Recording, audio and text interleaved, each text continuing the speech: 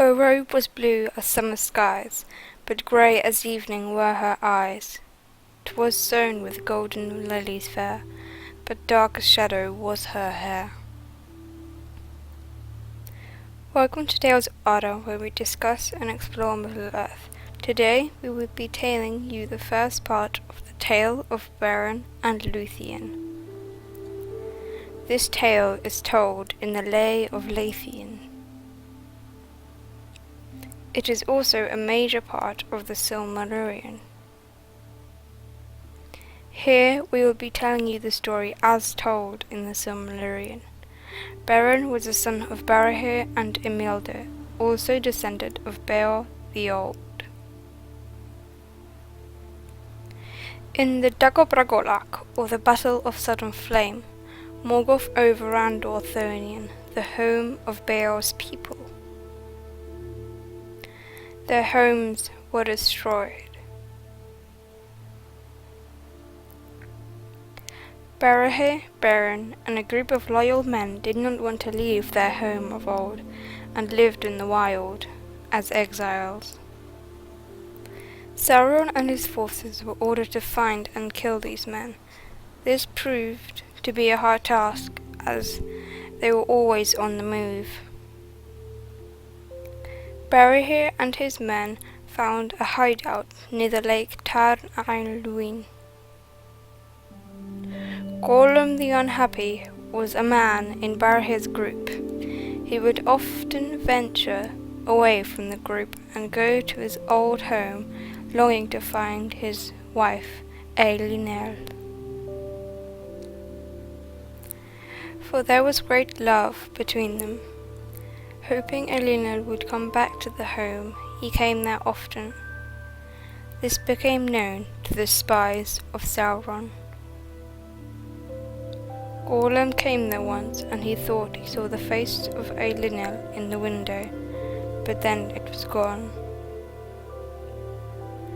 The trap was sprung, and Sauron's spies captured Gollum. However, he would not reveal the location of Barahir and his company. Then he was taken to Sauron. He was offered various rewards for the location of Barahir, but Gollum would not betray them. Then Sauron promised him that he and Elena would be united once more, and that they would be set free together. Gollum, although unwillingly, agreed to this. He told where Barahir and his men were hiding. Then it was revealed that Elena was long dead, and that the image in the window was created to lure Gollum into a trap. Gollum was brutally killed, and thus reunited with his wife in death. Barahir's company was wiped out, save one, Beren. He was sent on a spying mission by his father when the attack came. In a dream that Beren had, the ghost of Gollum appeared to him, and he confessed his deeds. Gollum also urged Beren to return to his father and warn him. Beren set off immediately, but he was too late. He followed the trail of the orcs and finally came upon their camp at nightfall. The orc chieftain was saying that he will give Sauron Barahir's hand with the ring of Barahir on it as a proof that their mission was completed. Then Beren, partly due to luck, swooped in, took the hand of his father from the orc, and slew him.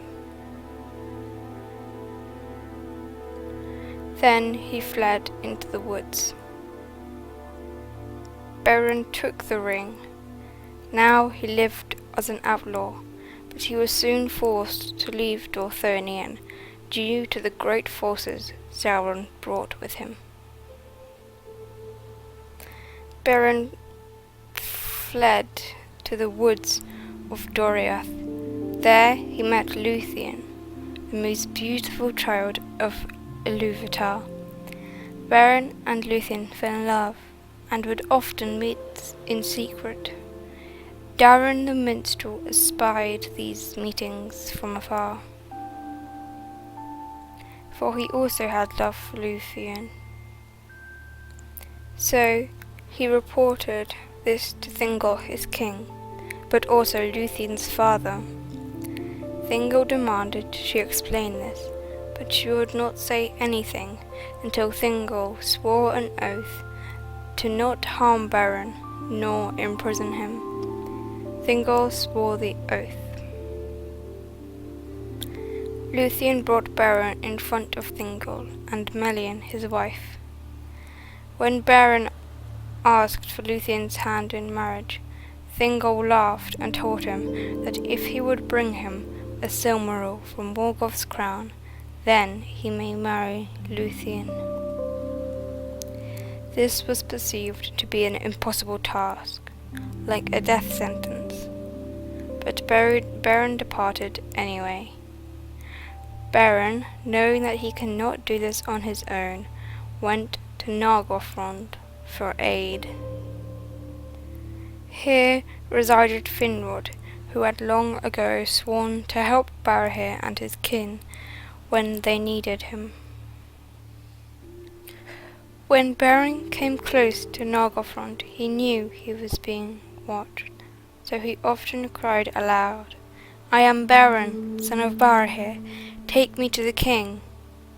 Beren showed them his ring for proof, and, amazed, they led him by secret ways to Nargothrond. Finrod needed no ring to recognize the king of Barahir.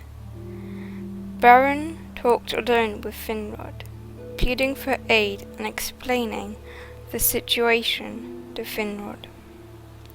And Finrod knew that now was the time that he must fulfill his oath he made so long ago to Barahir when he saved his life.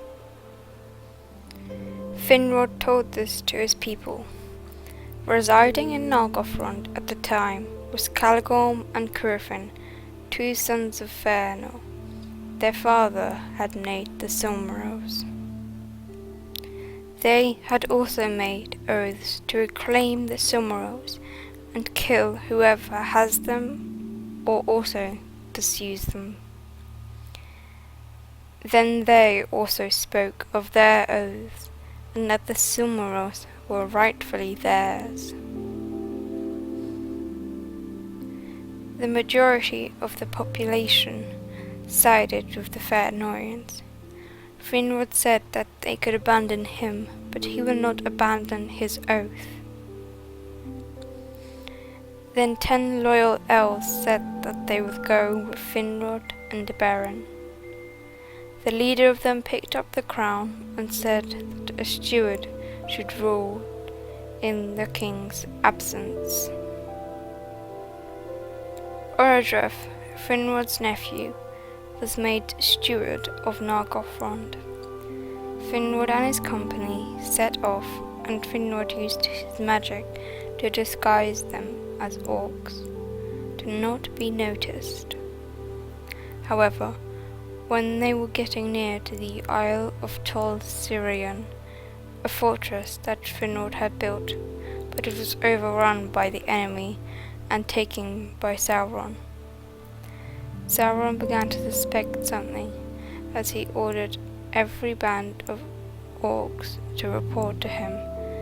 This band went in haste and did not report their deeds. The second part of this tale comes out next week. Thank you for watching. We hope you enjoyed.